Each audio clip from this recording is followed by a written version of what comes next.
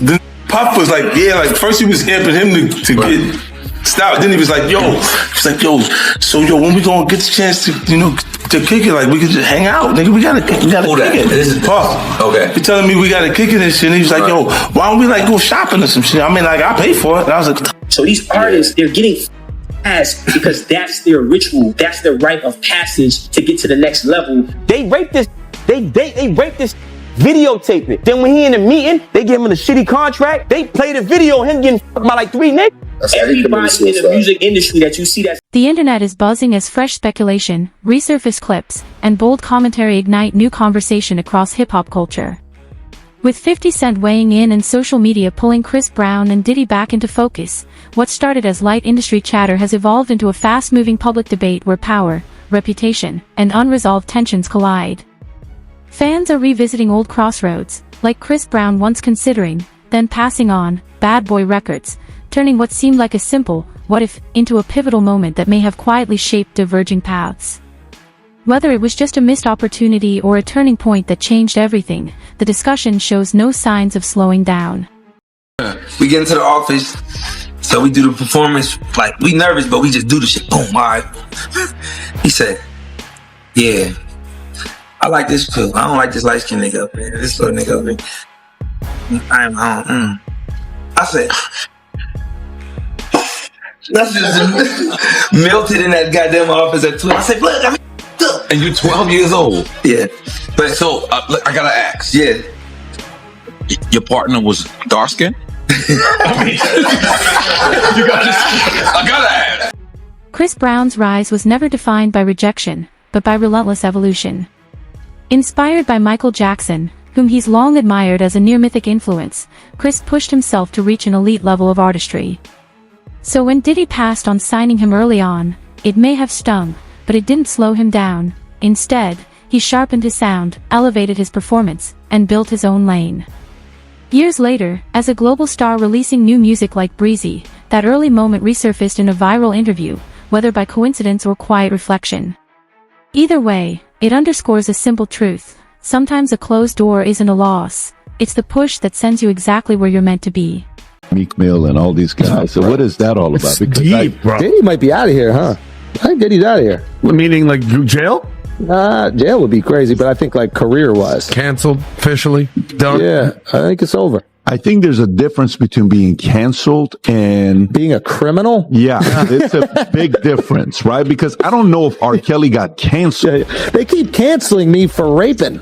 Yeah. Yeah, weird. And I'm tired of but that's what I'm saying. Yeah, and I'm tired of people I don't think it's canceling. People keep going like, there's smoke and there's fire. No, the house is burnt down, bro. Diddy is that guy. Yeah. Like everybody from Cassidy to the stories to the guy that just did the, he went to court and he's suing him and Lil Rod. And it's like, bro, there's a lot of information out there that's not good from his security guy that was Michael Jackson's security, that was the first guy in the scene when Mike died, to allegedly they're saying Diddy shot some dude and left and they just basically cleaned it up for him. It's like, bro, there's a lot of nefarious. How much gay stuff is going to come out with Diddy and Meek Mills? And bro, it's so crazy too. You guys know this. The moment somebody's like, man, he's done some gay stuff. From that moment on, every time you see a video and they just turn, you're like, oh, he's gay. He's gay, dude. What are the actual facts of the story? Like, you've done some content on this. What do you actually know? I don't know that much. I just know that there's like a lot of accusations. There's some, I guess, Me Too-esque stuff. Obviously, there's stuff with Cassie, maybe other people coming out. And, but that being said, I think he just won a lawsuit with his like liquor company. So that he was at a, I don't know if that's even public, but rumors on the street he just won he settles racism lawsuit against, it might be even for like a couple billion or something like that. Oh shit. So he basically just got to stay out of jail. And then he can go off into the sunset. Well, he settled with Cassie in like a minute, and that was his girl for like a decade or so. I don't know if he settled with her in a minute.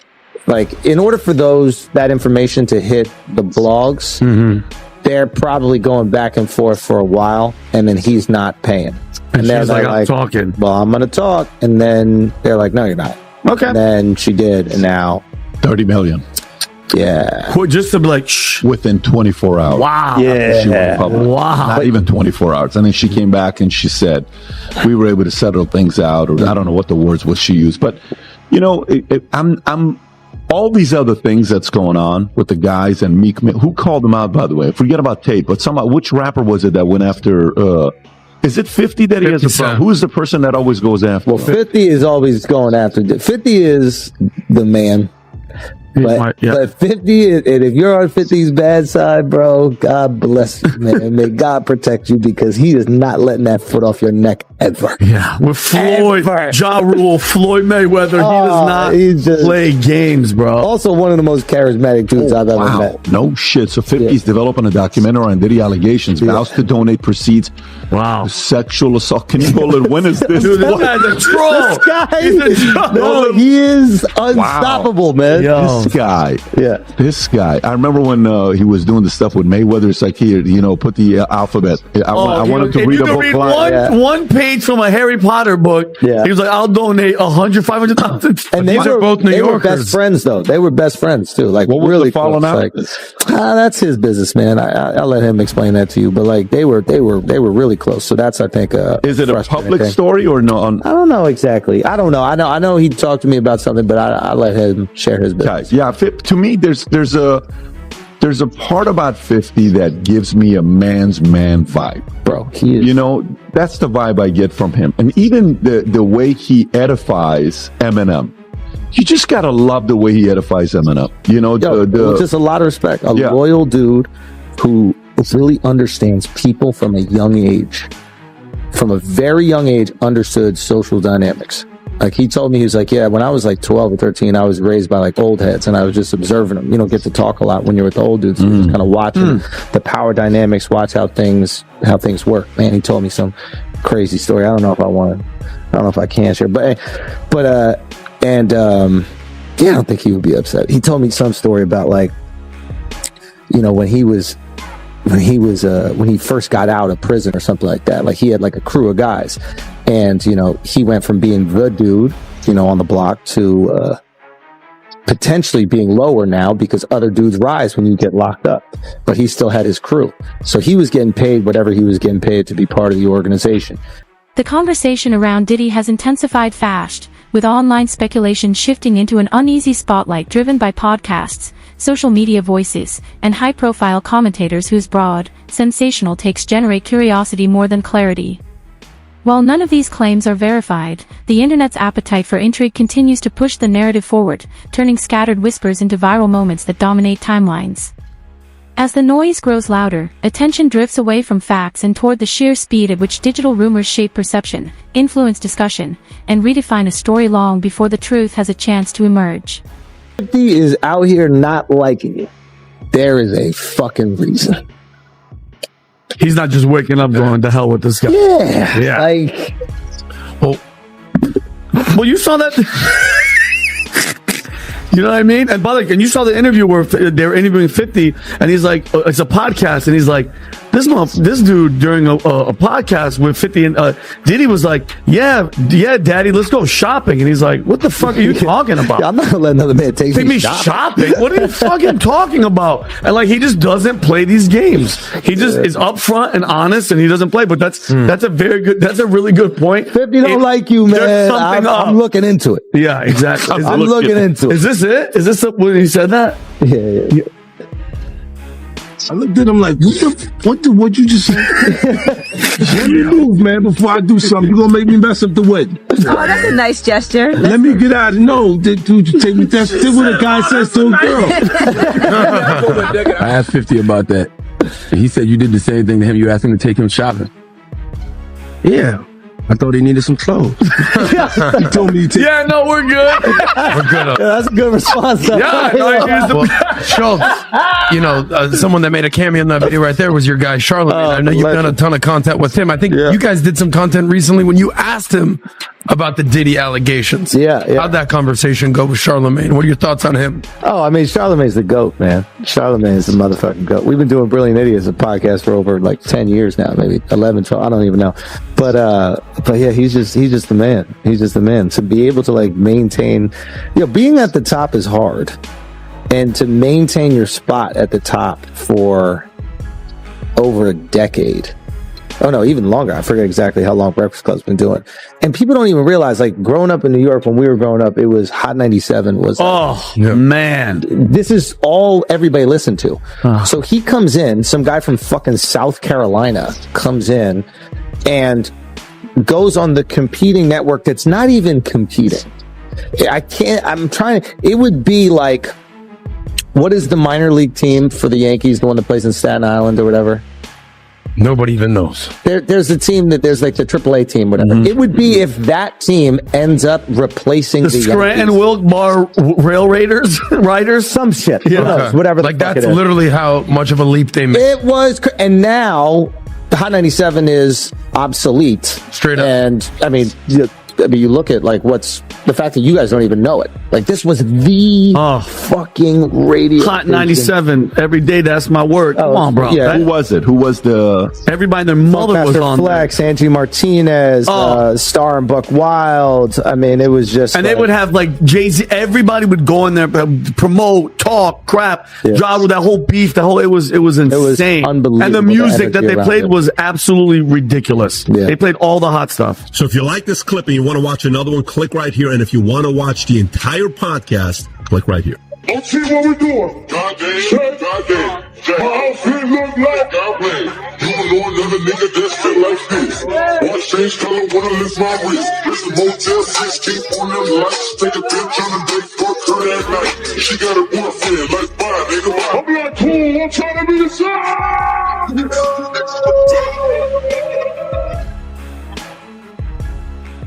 As the conversation around Diddy grows more chaotic, Chris Brown's recent mention of being passed over by him years ago has taken on unexpected weight, resonating as more than a casual memory.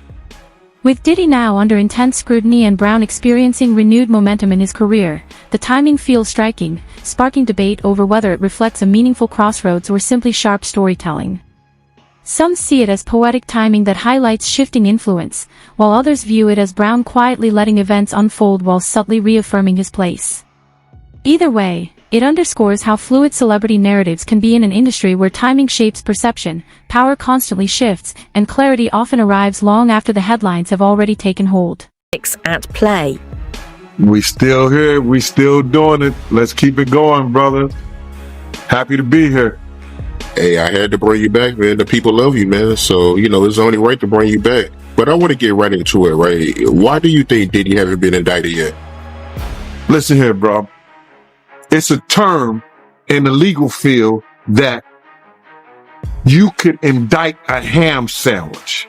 But the Southern District of New York has a 98.2 conviction rate.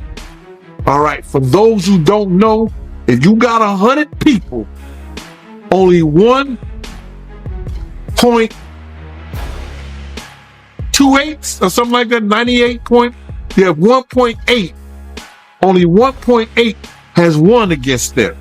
So now, what they do, they already got the witnesses, they already got the people, because let me just say something. With the sex trafficking thing, it only takes one witness to convince the jury. One witness. And we know who that witness is going to be. Cassie. She filed a civil suit against him. So it only takes one, in the sex trafficking charge, it only takes one witness. Now we got other people like Jonathan Odie, who was one of the sex workers, that he gave a testimony, or he gave some information to some agents that he was working, doing sexual acts with Cassie, cross states, going back and forth, this, that, and the third. So it only takes one witness. So now, the reason they haven't went after for him, because there's more to get into. It's more to get into. It's not only the sex trafficking, it's the guns, the alleged drugs. And I'm saying alleged because they haven't came out with any formal charges yet. But when they come out with some charges, bruh, and you hit it, the Southern District of New York do not play. and people don't play with them. So I don't understand why this stuff ever even got to this point, but it is what it is. It is what it is, bro. The reason they haven't came down and got him yet, they going through his taxes. You hear what he said? They had all the people that he did business with. That they're going to go through everything that he did with a fine-tooth comb. And when they set that and they get what they call discovery to his lawyers, he either say, I'm going to take the time, because if he go to court with it, 9 times out of 10, he going to spend the rest of his life behind bar. So the reason they haven't did it at this point, it's a lot of paperwork, bro. They got a lot of people working different angles. They got the drug angle. They got the tax angle. They got the, what else? They say the drugs, the tax, and then they got the guns that were found. They got to do a trace on the guns that they were found in the house. And then if you got 250 cameras. Then 50 Cent stepped in, perfectly timed as always, asserting his presence with the kind of confidence few can rival. He fired off sharp, sarcastic shots at Diddy's larger-than-life image while signaling that the online drama is nowhere near its final chapter. But 50's moves aren't just about hype or humor, they double as a pointed critique of how power, influence, and strategic silence operate behind the scenes, peeling back the polished surface to reveal the tension and control that quietly shape the entertainment industry. Behind closed doors. So, they got a lot of work to do, bro. They got a lot of work. What they took, how many years to indict Keefe D? They took a lot of years to indict Keefe D. And now he's sitting in jail. So, they got a lot of work to do, bro. And it ain't gonna happen overnight. So I would think that probably in the next two months or so, you might be looking at something, bro. And you said that Diddy, he got over 250 cameras? He had over 200, they found over 250 cameras in his house, man. Damn. Alleged. That's what they were saying. So you do believe that Diddy is going to prison? Oh, he going to jail, bro. And I don't wish jail on nobody, on the for real. I don't wish jail on nobody. You understand? But they already got their star witness. And you only, for one charge, for the sex trafficking, you only need one witness. One witness. That's crazy. I don't believe R. Kelly. You see what they did to R. Kelly? He went to jail for sex trafficking. He was dating those girls. Those girls was living at his house.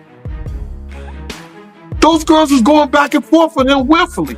How the hell did he get sex trafficking? And Diddy don't. With his trademark mix of humor, confidence, and sharp precision, 50 Cent doesn't just comment, he reframes the moment, transforming what could have been brief celebrity tension into a broader reflection on power, loyalty, and the unwritten rules of fame. His words consistently cut through surface drama, forcing fans and insiders alike to reconsider who truly holds influence behind the scenes. And as history has shown, when 50 speaks, the industry listens, often uneasily, knowing his perspective has the power to disrupt polished narratives, spark debate, and expose fault lines even the most established figures would rather keep hidden. Unflinching perspective. This is Boxer. His name's Twan. He's from our neighborhood. He was married to Tanisha Arnold. So Brawl played Pam on Martin Lawrence. We went to the party with her. I mean, it was matter of fact, it was the Set It Off party. Jada Pickett, Biblical Fox, all of them were there. You know what I'm saying?